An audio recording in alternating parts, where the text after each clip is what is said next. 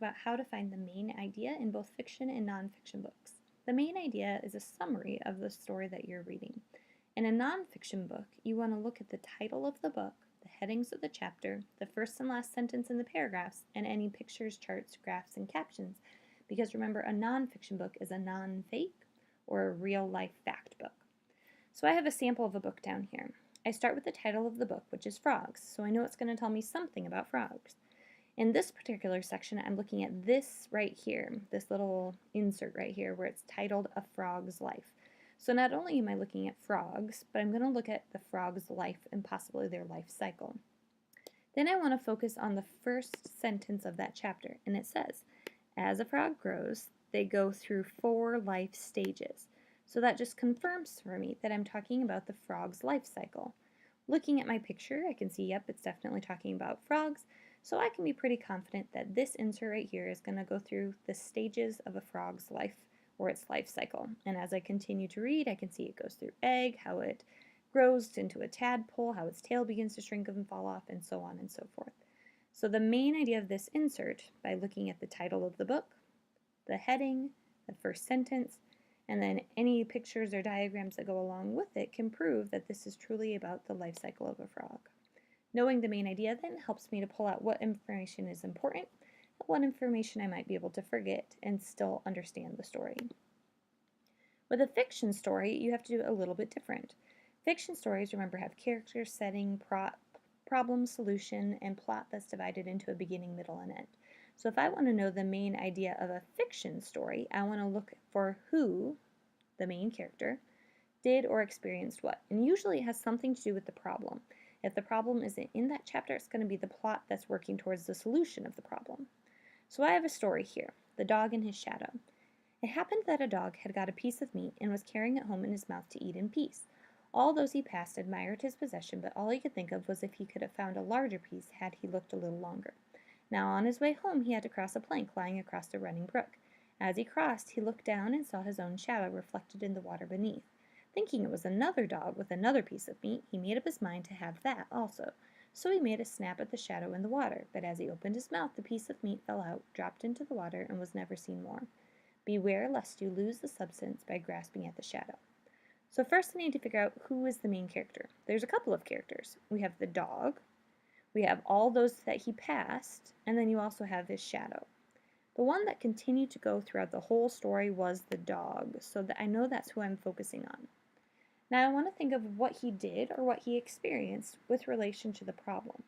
The problem in this story is that he had found a piece of meat, but then getting greedy, he tried to get a bigger piece of meat and he lost what he had. So the main idea of this story is that a dog got greedy. He had a possession that was good, he tried to get something better and ended up with nothing. Notice by focusing on that, I know which details in this story are important and which ones aren't as important, such as the fact that he passed people or there was a running brook. Now I want you to try, and I want you to focus on this section of this page. First you have to decide if you think it is fiction or nonfiction, and then think about how you would summarize just that section. Now you may not be able to read it all, but that's okay. By using the heading, you should be able to get a good idea of what's going on. Go ahead and pause the video, skim and scan as long as you need, and then start it again when you're ready to check for the main idea.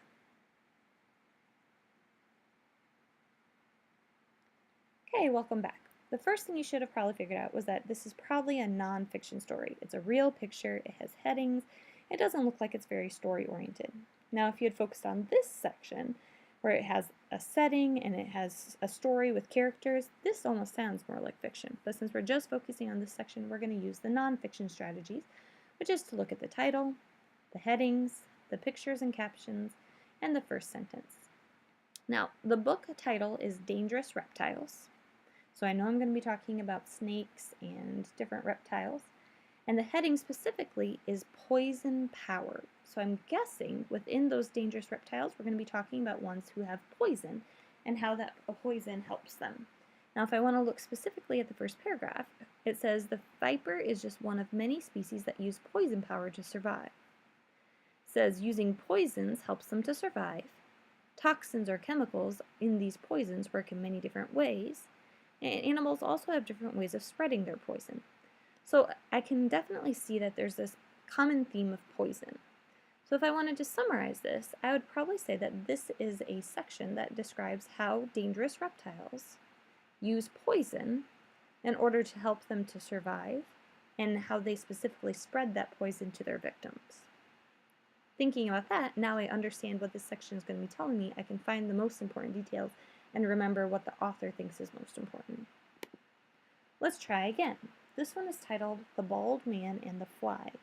Again, I want you to think about if this is fiction or nonfiction and which strategies you would use in order to find the main idea. You're probably going to need to pause the video and then start it again when you're ready and you think you know what the main idea is. Go ahead and pause now.